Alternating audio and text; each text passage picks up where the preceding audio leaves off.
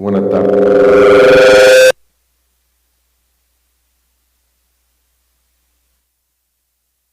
amada familia. Gracia y paz en nuestro bendito Salvador Jesucristo.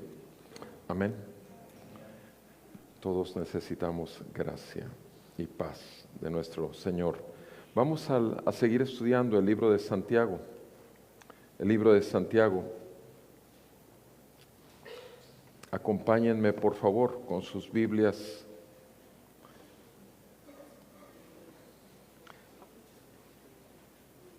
al libro de Santiago. Estamos estudiando el capítulo 2.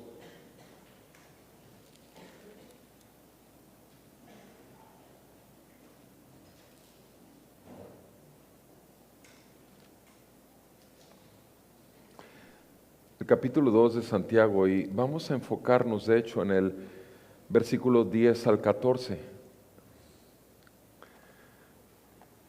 Dice así: escrito está en la palabra de nuestro Dios.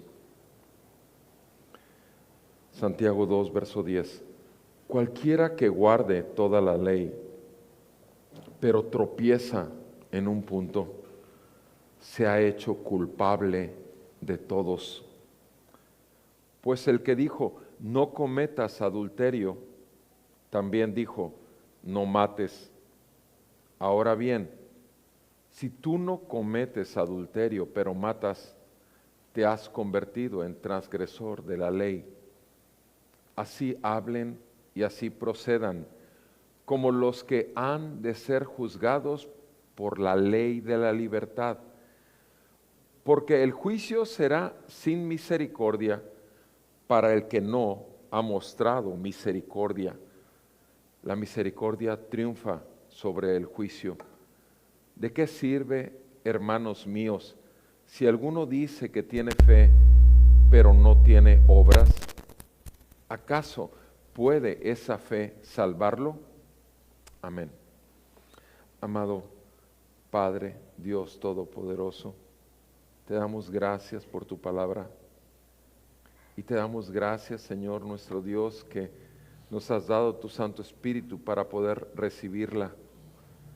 En el nombre de Jesús te rogamos que la ilumines a nuestro entendimiento, que nos hagas ver la grandeza de la ley de la libertad que nos has dado en Cristo Jesús para poder vivir en ella. En el nombre de Jesús, Señor, sea tu pueblo edificado por tu palabra. Sean los perdidos llamados a esa vida que hay en abundancia en Cristo Jesús. Y Padre, nosotros nada podemos sin ti. Venga tu reino y hágase tu voluntad esta noche en todos nosotros. Te lo pedimos en el nombre de Jesús. Amén y amén. Pueden sentarse, por favor. Gracias.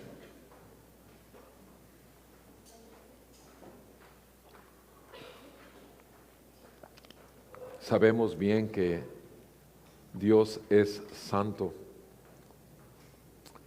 santo, santo. Y sabemos también que nosotros somos pecadores. Y la única manera en que nosotros estamos aceptando esta verdad es porque hemos conocido al santo. Habla con 10 familiares tuyos, pregúntales, ¿eres bueno o eres malo?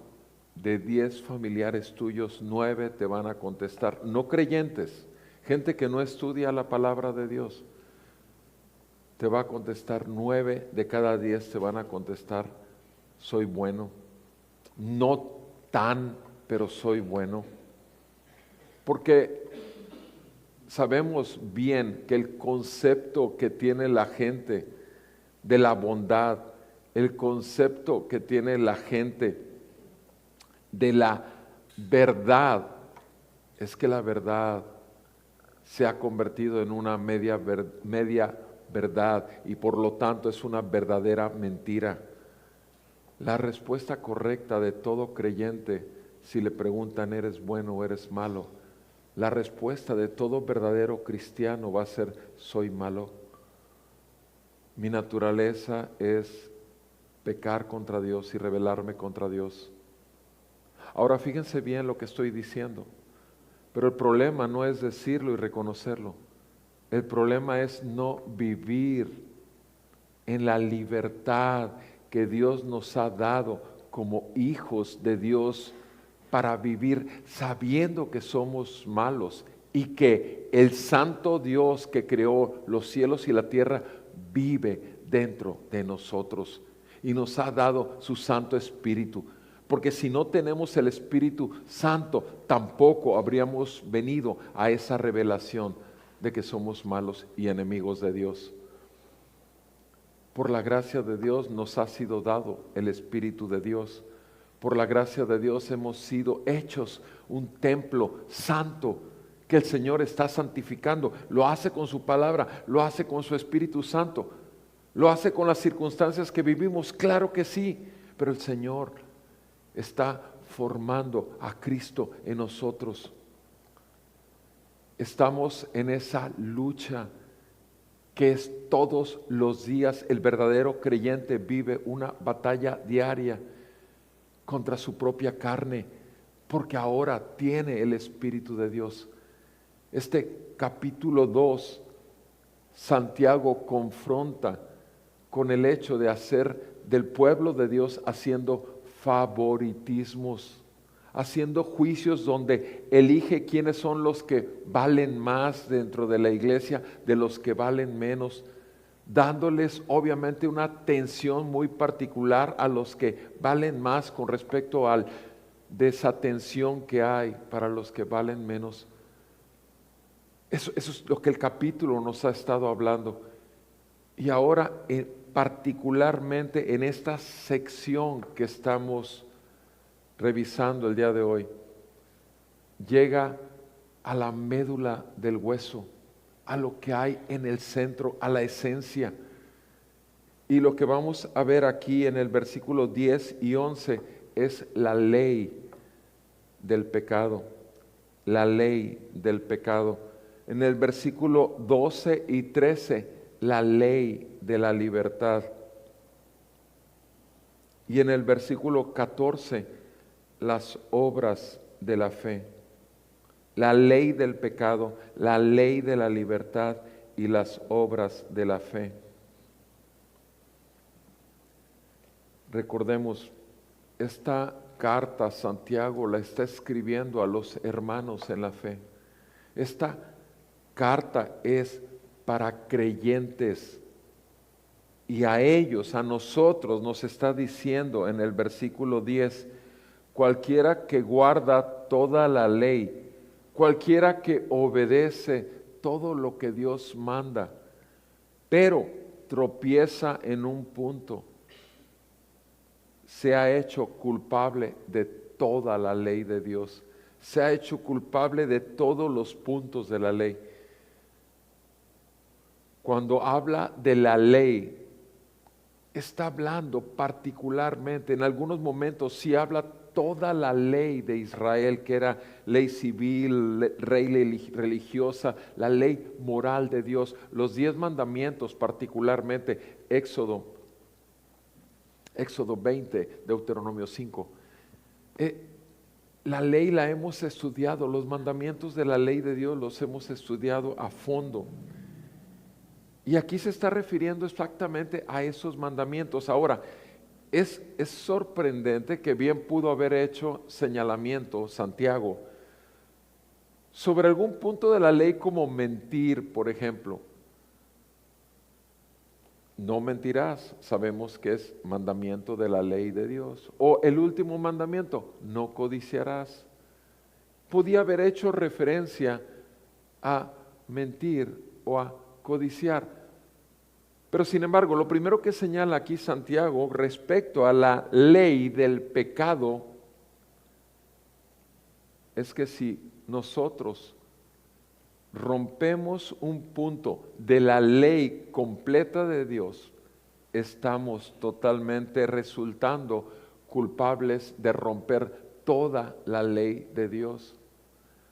Y el ejemplo que usa ahí en el versículo 11, mire nada más qué ejemplo da, versículo 11.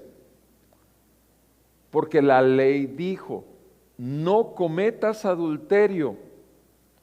Pero esa misma ley que dice no cometas adulterio, también dijo no mates, no mates. Ahora bien, si tú no cometes adulterio pero matas, te has convertido en transgresor de la ley. ¿Se dan cuenta? O sea, ¿por qué usó estos dos mandamientos? Matar y adulterar. ¿Por qué no usó, como ya lo comenté, mentir y codiciar? Que son menos aparatosos o menos dañinos. ¿Contra quién? ¿Contra quién? El problema de la ley es que la tenemos como una enemistad contra el mismo Dios. Matar, podemos considerar que si estamos matando a esta persona, estamos afectando al esposo, a la esposa, a los hijos, si es respecto a los familiares del que matamos. Adulterar es una directa contra el esposo o la esposa. ¿Y los hijos no van a salir afectados?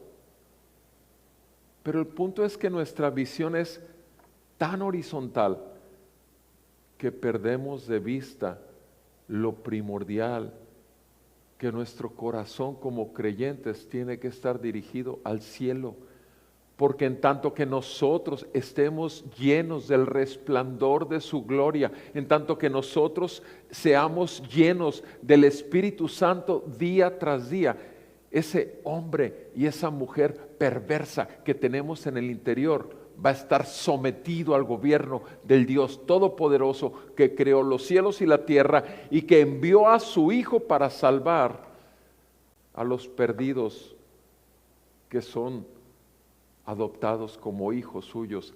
Mis amados hermanos, la ley nos pone directamente contra Dios. Aquí se fijan, está hablando de dos mandamientos que golpean mucho al ser humano. Pero ¿qué respecto de Dios? ¿Qué respecto a adulterar y romper el compromiso que hicimos delante de Dios con el esposo o con la esposa? ¿Qué? Con respecto de Dios que nos da ese esposo o esa esposa. ¿Qué? Con respecto a la vida que le da Dios a una persona como para quitarle la vida y derramar sangre. Vean conmigo por favor en Romanos capítulo 8, versículo 12. Romanos 8, por favor. Repito, no olvidemos el contexto. Está hablando todo el contexto y el capítulo está hablando sobre aquellos que llegan a la iglesia, unos de alto nivel social y otros del más bajo nivel social. Y los juicios equivocados que hacemos al recibirlos. Vean conmigo en el versículo 12, por favor. Hermanos, somos deudores no a la carne, dice el versículo 12. Somos deudores no a la carne para vivir conforme a la carne. Porque si viven conforme a la carne, habrán de morir. Pero si por el Espíritu hacen morir las obras de la carne, vivirán. Aquí no está diciendo que Dios va a hacer morir la carne. Tú y yo nos ha sido ordenado hacer morir lo carnal. A ti y a mí nos ha sido dado el poder hacerlo, si no, no nos estaría ordenando que hagamos morir lo carnal en nosotros. Y el poder que tenemos para hacer morir lo carnal en nosotros está en el Espíritu mismo que levantó a Jesucristo de los muertos. Está en el poder de Dios que está accesible en el trono de la gracia. Está en el Espíritu mismo de Dios que creó los cielos y la tierra, solo con el poder de su palabra que habita ahora en nosotros y el cual ha hecho un templo santo de nosotros, porque Dios es santo, nosotros somos santos, porque nos ha apartado para Él, pero nos ha llamado a vivir una vida santa. Versículo 13 dice, si viven conforme a la carne, habrán de morir. Es una certeza, si viven conforme a la carne, habrán de morir. Pero si por el Espíritu hacen morir las obras de la carne, vivirán. ¿Por qué? Versículo 14, porque todos los que son guiados por el Espíritu de Dios, todos los que son guiados por el Espíritu de Dios, los tales son hijos de Dios. ¿Qué necesitamos entonces para ser hijos de Dios? Tener el Espíritu de Dios. Si no tenemos el Espíritu de Dios, ¿qué dice el versículo 9? Ahí mismo en Romanos 8:9. Ustedes no están presentes, no están en la carne, sino en el Espíritu. Si en verdad el Espíritu de Dios habita en ustedes, pero si alguno no tiene el Espíritu de Cristo, el tal no es de Él. Si alguno no tiene el Espíritu de Cristo, el tal no es de Él. Mis amados hermanos, sabemos que Jesucristo murió por pecadores. Sabemos que el Hijo de Dios en la cruz recibió el castigo de nuestra paz para con Dios. Sabemos que Jesucristo resucitó al tercer día y nos dio el resucitar a una nueva vida. Sabemos que tenemos vida eterna y la tenemos en la promesa de la resurrección de los muertos y la vida futura en nuestra Jerusalén celestial. Sabemos que somos hijos todos del Señor, adoptados, pero habiendo sido lavados de nuestros pecados por la sangre de Cristo.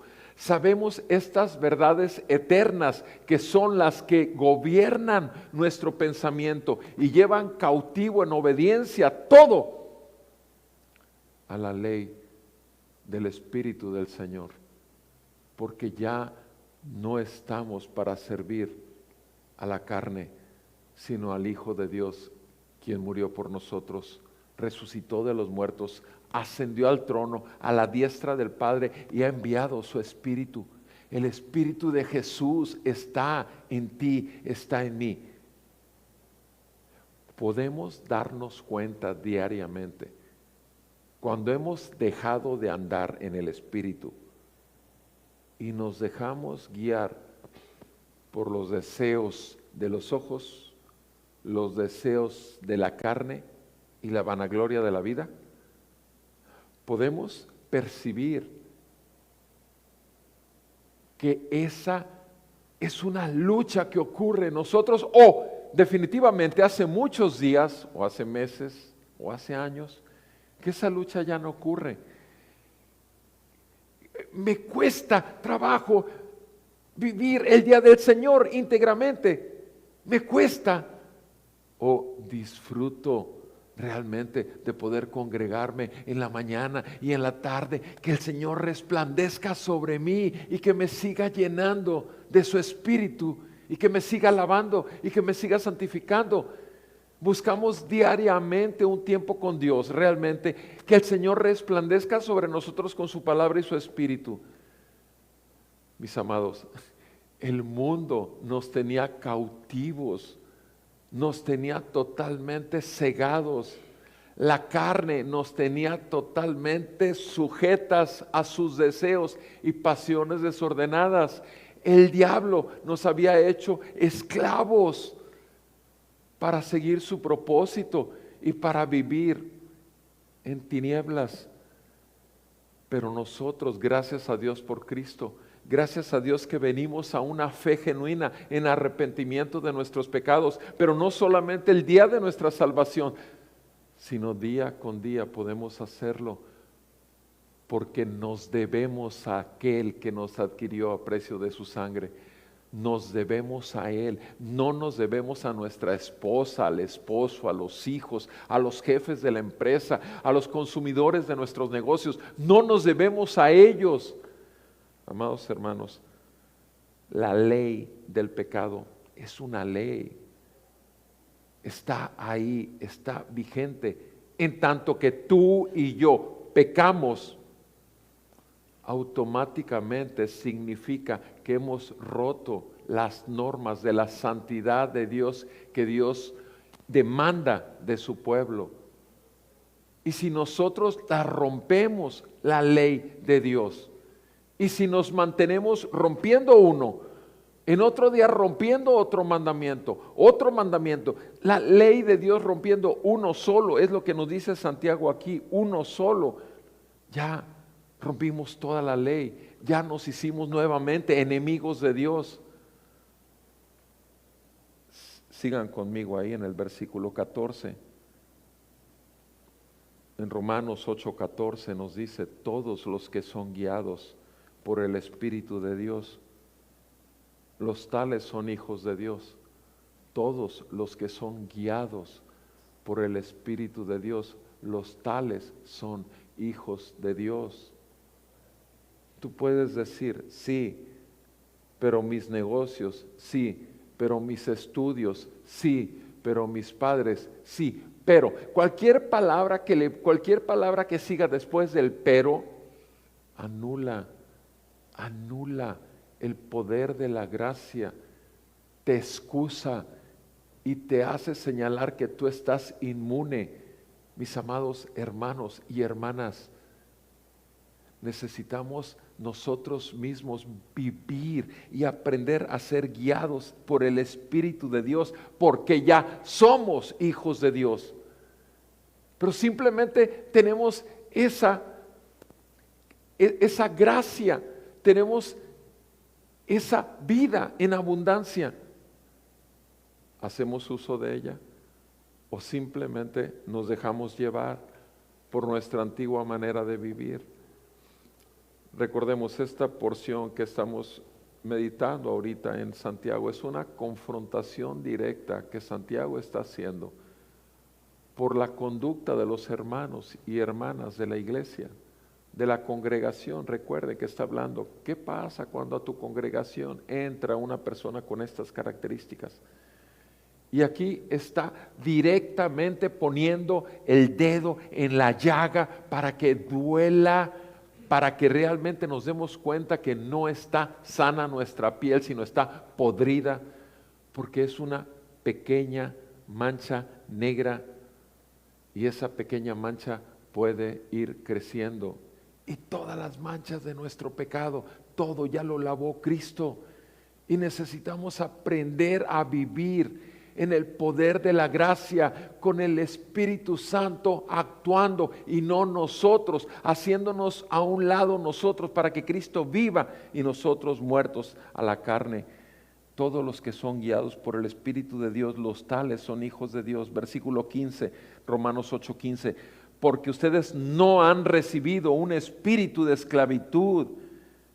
No han recibido un espíritu de esclavitud. En ese espíritu de esclavitud ya vivíamos antes, esclavizados a Satanás, ese espíritu de temor que el diablo tenía aplicado a nuestras vidas y nos tenía engañados. No han recibido un espíritu de esclavitud para volver otra vez ¿al qué? Al temor, sino que han recibido un espíritu de adopción como hijos, por el cual clamamos, Abba, Padre.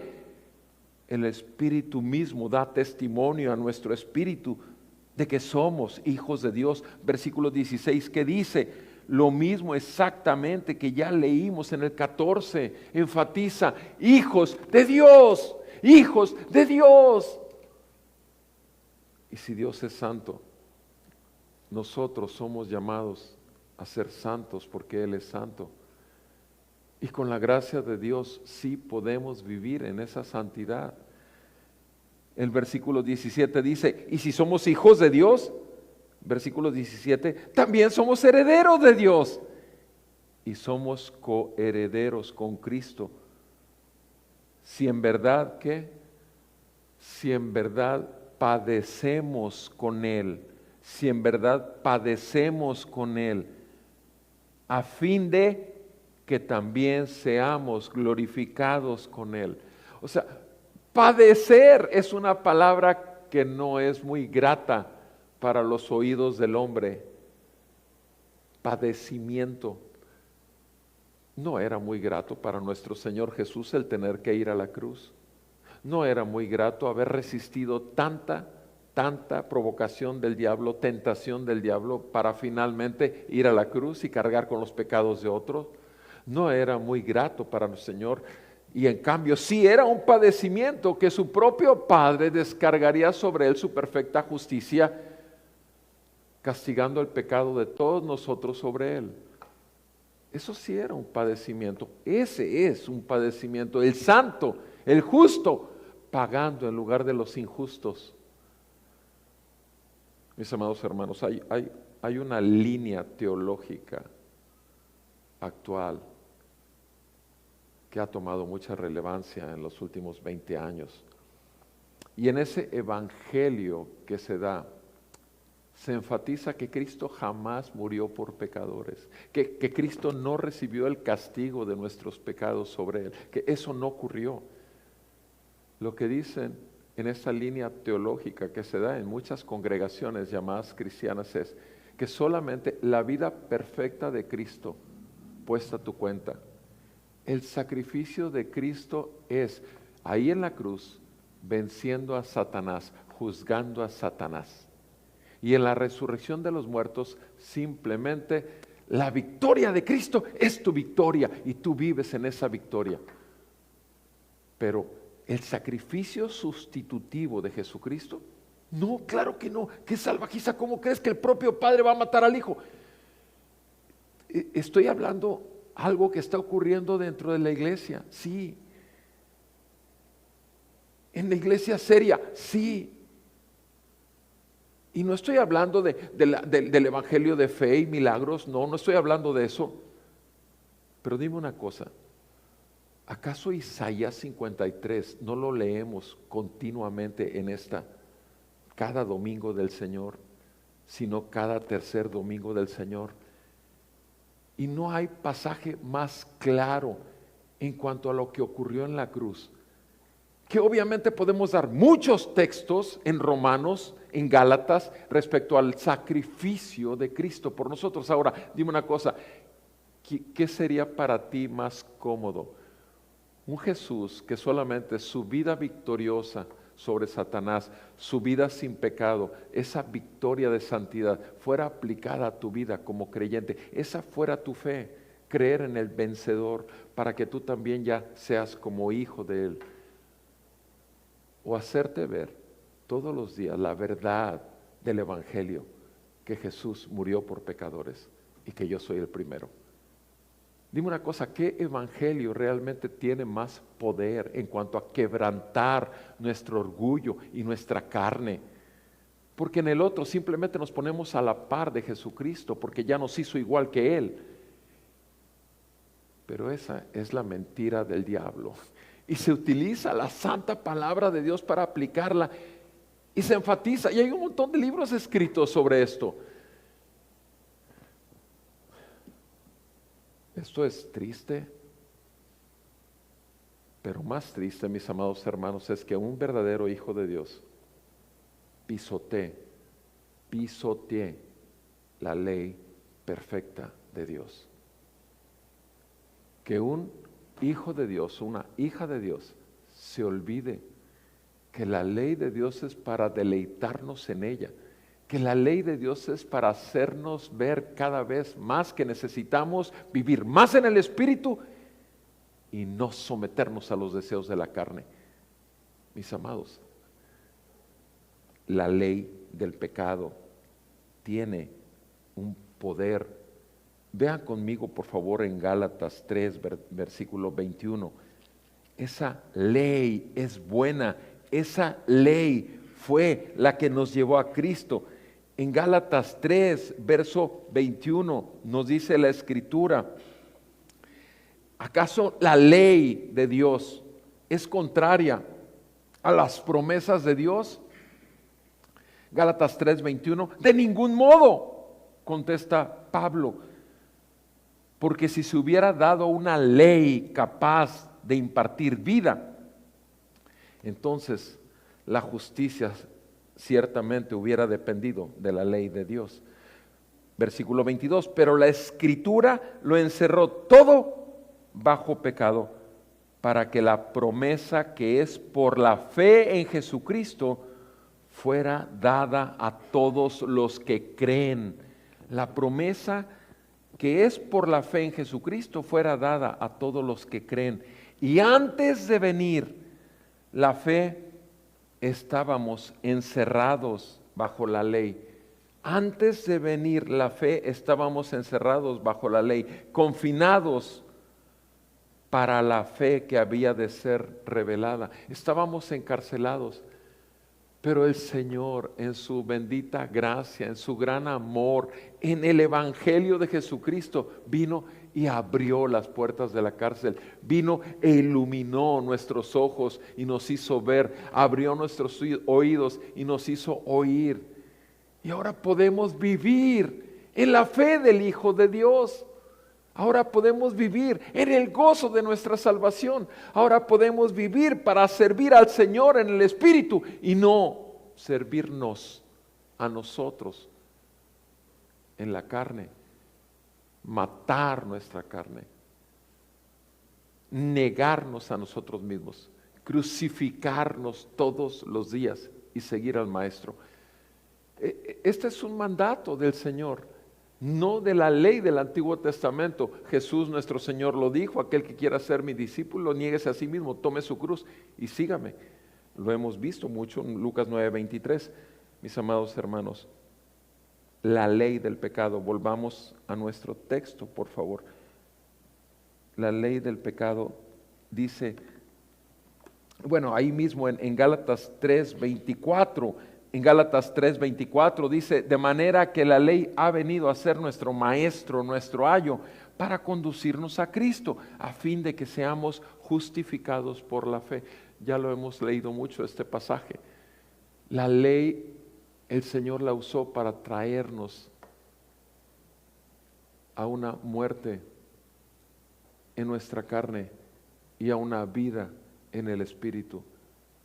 Porque Jesús en la cruz murió por pecadores y nosotros morimos juntamente con Él a nuestro pecado. Y eso lo hacemos todos los días. Vivimos el Evangelio todos los días por la gracia que nos ha sido dada. Queremos ver todo lo que vemos en el mundo a la luz de la guianza del Espíritu y de la palabra de Dios que nos ha traído a vida, sabiendo que estamos en un mundo donde los muertos caminan. Sí, los muertos caminan porque están muertos en sus delitos y pecados hasta que Cristo no les resplandezca, hasta que no les des el Evangelio, hasta que no les proclames la verdad que los va a hacer libres. Esa es la verdad del Evangelio.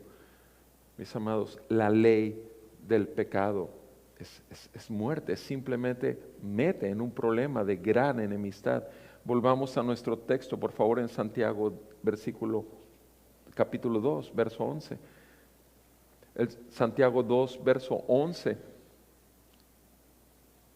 dice: si tú no cometes adulterio, pero matas, te has convertido en un transgresor de la ley. Entonces, la ley siempre nos va a llevar a muerte, siempre. Y repito, ¿cuál es la salida que tenemos los hijos de Dios? Siempre va a ser Cristo, siempre va a ser el Evangelio. Siempre va a ser nuevamente venir a Él en arrepentimiento y fe. Siempre va a ser confesar mi pecado y rogarle que no quiero más ofender su santo nombre. Y por lo que hizo Cristo en la cruz, sabemos que tenemos el perdón de todos nuestros pecados, pero necesitamos confesarlo. Primera de Juan 1:9 nos dice claramente: si confesamos nuestros pecados, Él es fiel y justo para perdonarnos y librarnos de toda maldad. Pero no empieza el arrepentimiento, no empieza la liberación de nuestros pecados en tanto que no hay confesión, en tanto que hacemos como que no pasó nada, en cuanto que creamos o que quisiéramos ser engañados con que no fue tan grande mi ofensa, en que fue una media mentira, en que fue una media exageración, en que todo mundo lo hace, por favor. en que no maté, nada más adulteré, o mejor dicho, no mentí, nada más codicié. Mis amados, no, sean santos porque yo soy santo. Es el llamado del Señor al pueblo del Señor, a los hijos santificados en Cristo. Sigue diciendo Santiago ahí ahora en el versículo 12, ya nos mostró la ley y el poder tan grande que hay del pecado, porque trae condenación. Ahora nos habla de la ley de la libertad. Vean conmigo en el versículo 12, Santiago 2:12. Vean cómo lo dice Santiago. Así hablen y así procedan. Fíjense el énfasis que hace Santiago. De esta manera hablen y de esta manera procedan. Nos está hablando nos va a dar una directriz de conducta, una directriz de vida. Eso es lo que viene. Nos dice así, y ahorita va a decir qué significa el así, pero primeramente nos está diciendo, hablen y procedan. O sea, lo que hables y lo que hagas tiene que ser así. ¿Cómo? Vean lo que sigue diciendo en el siguiente renglón. Como los que han de ser juzgados. Como los que han de ser juzgados por la ley de la libertad. Por los que han de ser juzgados por la ley de la libertad. ¿Cuál es esa ley? Una es la ley del pecado, que es muerte, pero la ley de la libertad, ¿dónde está esa ley? La ley de la libertad está en Cristo. Vean en Filipenses 2, por favor, en Filipenses 2, dice la palabra del Señor. En Filipenses 2, versículo 12. Amados míos, Filipenses 2:12, amados míos, tal como siempre han obedecido, no solo en mi presencia, sino ahora mucho más en mi ausencia, ocúpense de su salvación con temor y temblor. Ocúpense de su salvación con temor y temblor. ¿Por qué? Versículo 13, porque Dios es quien obra en ustedes tanto el querer como el hacer para su beneplácito. O sea, ocúpense de su salvación con temor y temblor.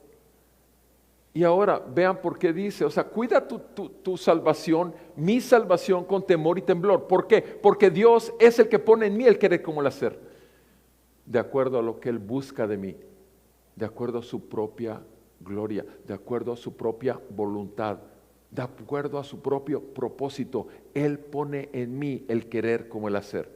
Y si tú piensas que el Señor puso en ti el que dieras una media verdad, si tú piensas que el Señor puso en ti el mirar con lujuria a un hombre o a una mujer, o con codicia algunos objetos de una persona, o si tú crees que el Señor puso en ti, obviamente estás con una falta de discernimiento y con una falta de dirección del Espíritu Santo que te ha sido dado en el día de tu salvación.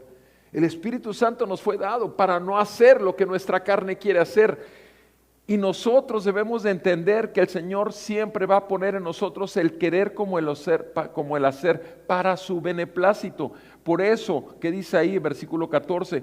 Hagan todas las cosas sin murmuración, ni tampoco discusiones. O sea, no discutan esto, no discutan lo que es santo, porque es santo, santo, santo. No empiecen a disculparse de que es que me hizo, es que no me hizo, es que me dejó, es que las circunstancias.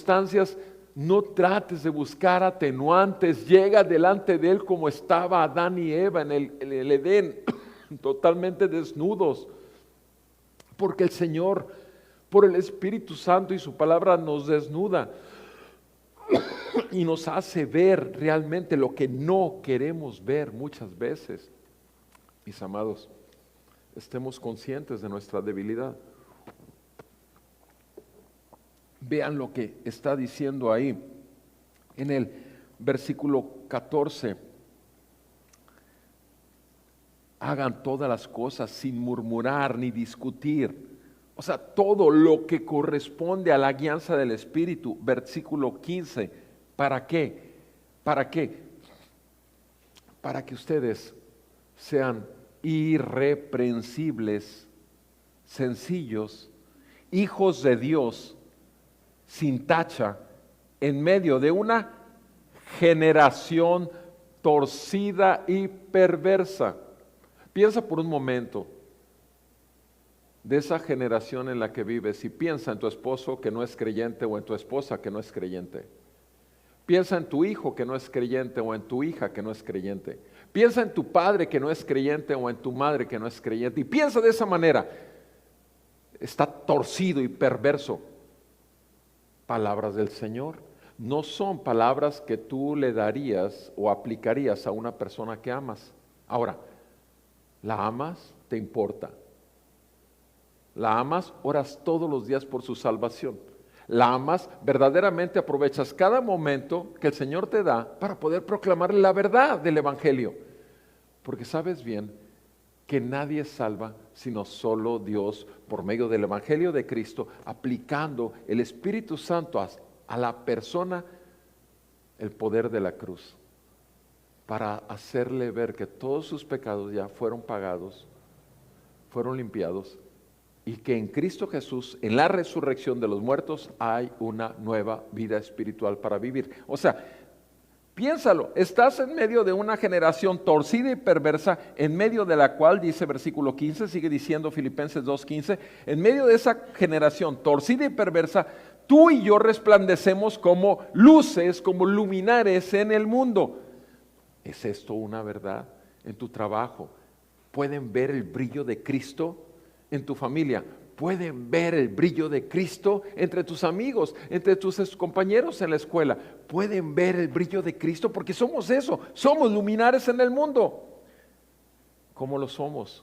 Versículo 16 dice, sosteniendo firmemente la palabra de vida, sosteniendo firmemente la palabra de vida.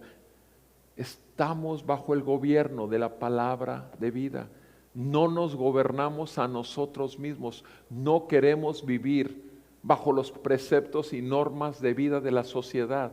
Estamos bajo la norma de vida más alta que hay sobre el cielo y la tierra, y es la vida del Señor Todopoderoso en el pueblo del Señor, para gloria del Señor. Y por eso vivimos realmente conscientes de esa tremenda responsabilidad y nos queremos mantener firmes, adheridos, sosteniendo firmes la palabra de vida. Versículo 16 sigue diciendo, a fin, dice Pablo, de que yo tenga motivo para gloriarme en el día de Cristo, ya que no habré corrido en vano, ni habré trabajado en vano. Amados hermanos, vean conmigo por favor en Romanos 8, amados hermanos, la ley de la libertad de la que está hablando ahorita Santiago. Vean esa ley de la libertad, ¿cuál es? La ley de la libertad que tenemos en Cristo, de venir libremente ante Él y confesar, de venir y recibir el perdón día con día de todo aquello que le ofenda. Dice en el versículo 1 del capítulo 8, Romanos 8:1, no hay ahora condenación para los que están en Cristo Jesús, los que no andan conforme a la carne, sino conforme al Espíritu. Porque la ley del Espíritu de vida en Cristo Jesús te ha librado de la ley del pecado y de la muerte. He ahí la ley de la libertad. Esa es la ley de la libertad. La ley del Espíritu de vida en Cristo Jesús que me ha liberado de la ley del pecado y de la muerte. Versículo 3. Pues lo que la ley no pudo hacer, ya que era débil por causa de la carne, Dios lo hizo enviando a su propio Hijo en semejanza de carne de pecado, y como ofrenda por el pecado, condenó al pecado en la carne, para que el requisito de la ley se cumpliera en nosotros, que no andamos conforme a la carne, sino conforme al Espíritu. Ahora, acabamos de ver estos versículos. ¿Acaso aquí no dice claramente que Jesús fue una ofrenda por el pecado nuestro? ¿Cómo puede aceptarse tal teología, tal doctrina, tal evangelio tan diluido, tan rebajado? ¿Saben por qué? Porque a la carne no le gusta que te digan, eres carne pecadora. A la carne no le gusta que le digan, eres malo. A la carne no le gusta. Pero el creyente verdadero está consciente de eso horrible que está en uno. El remanente de pecado que está en uno y que produce más pecado.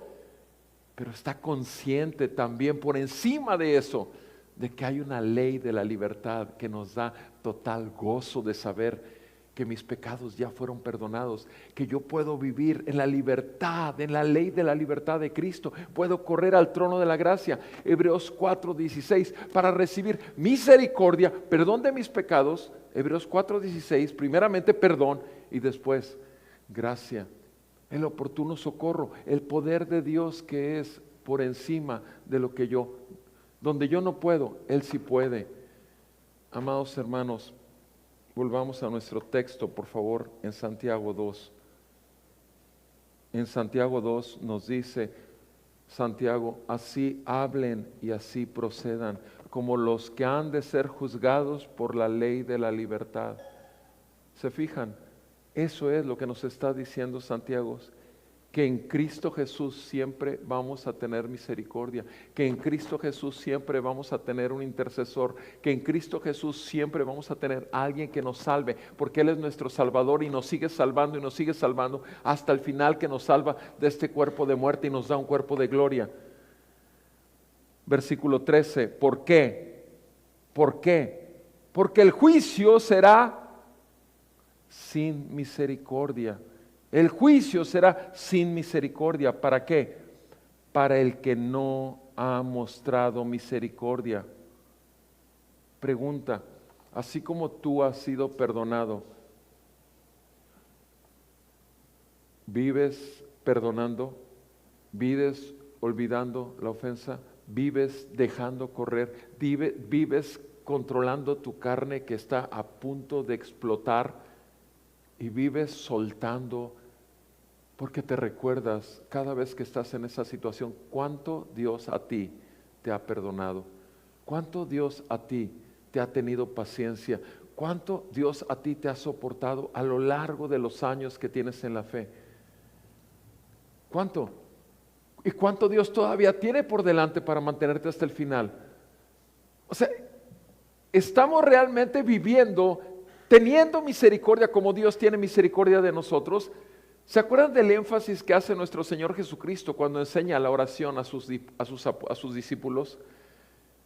En Mateo 6, cuando habla acerca del Padre Nuestro, del 6 al 9, y que habla al final Jesús, que dice en Mateo, y no, mi Padre no perdonará, y escuche, veamos simplemente lo que dice. Acompáñenme a Mateo 6, por favor. Mateo capítulo 6, versículo 14. Mateo 6, 14, porque aquí está hablando Santiago, enfatizando nuestra vida de misericordia para los demás. El no guardar la ofensa, el no responder a la ofensa de nuestro ego, de nuestra carne. Si ustedes perdonan, versículo 14, a los hombres sus transgresiones, también su Padre Celestial les perdonará a ustedes. Versículo 15. Pero si ustedes no perdonan a los hombres, tampoco su Padre perdonará sus transgresiones. Es muy claro nuestro Señor Jesús en el versículo 14 y 15. Tienes misericordia, recibes misericordia. Tienes juicio, recibes juicio. Y eso es lo mismo que nos está diciendo Santiago en el versículo 13. Santiago 2, verso 13, que es el texto que estamos revisando. El juicio será sin misericordia para el que no ha mostrado misericordia. La misericordia triunfa sobre el juicio. No olvidemos el contexto. El contexto es cuando nosotros juzgamos por las apariencias. El contexto es cuando nosotros tratamos a la gente y les damos prioridad o favoritismos de acuerdo a las apariencias o a los juicios malos que hacemos. Ya revisamos esto la vez anterior. Y no tenemos misericordia. Mis amados, la misericordia no solamente es en el trato de los demás, obviamente la misericordia hay que aplicarla cada vez que uno mismo sea ofendido, pero la misericordia se aplica, y porque así lo está aplicando Santiago, simplemente en el trato a los demás, aunque no le hayan hecho nada al hermano, pero sin embargo la forma en que lo trataron, ya efectuaron un juicio malo, y por eso están actuando con distinciones. Amados, cuidemos mucho, porque el juicio, dice ahí, será sin misericordia para los que no tienen misericordia. Esa es la ley de la libertad que tenemos en Cristo. Esa es la ley de la libertad, que el Espíritu mismo de Cristo nos guía a la verdad, y la verdad nos hace libres, nos lleva al trono de la gracia, nos concede arrepentimiento y nuevamente nuestra fe es fortalecida. Y por último, ahí en el versículo 14, las obras de la fe. Versículo 14, hace una pregunta a Santiago en relación a lo anterior. ¿De qué sirve, hermanos míos? ¿De qué sirve? ¿De qué sirve si alguno dice que tiene fe, pero no tiene obras? Si alguno dice que tiene fe, pero no tiene obras, ¿acaso puede esa fe salvarlo? ¿Acaso puede esa fe salvarlo? Mis amados, una ilustración que se ha dado mucho a lo largo de los años desde los púlpitos, no sé yo porque no sé de dónde nació esta ilustración, pero sí sé que se ha dado mucho. Se dice que es un hecho histórico donde un hombre en un momento de la historia puso un cable en las cataratas del Niágara entre Estados Unidos y Canadá, un cable por el cual pasó caminando y atravesó esa distancia, y todo el mundo se desvivía en aplausos cuando llegó de aquel lado, el auditorio, toda la gente que tenía ahí esperando a ver si se caía o no se caía. Y cuando llegó ahí, de aquel lado, entonces les hizo ver cuántos creían que lo iba a lograr. Ahora les pregunta, ¿cuántos creen que puedo regresar también sin caerme? Y todos dijeron que sí creían que él podía regresar sin caerse, porque ya habían visto que había pasado una vez. Y le dice, está bien, quiero a uno cargarlo en mis hombros, a Mamache, me lo quiero cargar y lo voy a atravesar. ¿Quién? Todos dijeron que creían, pero el único que se colgó de él fue el que había hecho esta promoción, el que había puesto todo el espectáculo. Él se trepó y los demás ninguno. ¿Saben qué? Porque no creían, porque la fe tiene obras. Y colgarse y aferrarse a su Salvador, esa es la vida verdadera del creyente. Aquel que recibe a Cristo como Salvador, pero que no lo acepta como Señor de su vida, que no lo acepta que gobierne su vida, es una falsa fe. Es una falsa fe. La fe tiene obras, lealtad a este Salvador. El Señor nos concede la gracia del arrepentimiento cada que fallamos, pero la fe produce fruto que glorifique al nombre del Señor. Y esa persona se colgó de este alambrista y pasó, y lo pasó al otro lado. Ese hombre mostró la fe. Los otros, nadie se atrevía, nadie se atrevió. Y eso pasa mucho en el cristianismo. A la gente le encanta tener un Salvador, pero no se puede tener un Salvador si no se tiene al Rey y Señor que lo salvó y que lo adquirió a precio de sangre. ¿Cómo no admirarnos del amor de Dios? ¿Cómo no admirarnos de la misericordia que recibimos nueva cada mañana? ¿Cómo no admirarnos y no darnos más a Él para que Él siga atravesándonos todos los vacíos existenciales que tengamos que pasar, sabiendo que estamos aferrados a la verdad de Dios, el Hijo de Dios? Y es ahí donde realmente hay poder, porque es su poder que se perfecciona en nuestras incapacidades. Dios es bueno, su misericordia es para siempre, pero no olvidemos el centro, el versículo central que oímos ahí. El juicio, versículo 13, será sin misericordia. El juicio será sin misericordia. ¿Por qué? Porque la misericordia ya vino y vendrá otra vez, pero ahora como juicio. Jesucristo es la muestra más grande del amor de Dios y la misericordia de Dios. Y Cristo viene nuevamente, pero viene a dejar caer juicio sobre toda la tierra.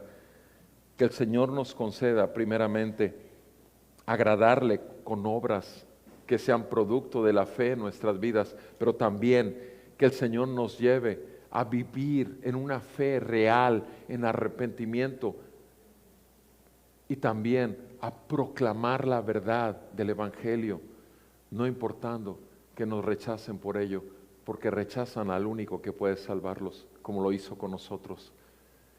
Que el Señor siga salvando a su pueblo, que el Señor siga haciéndonos ver a Cristo en la cruz con esas palabras: Padre, perdónalos porque no saben lo que hacen.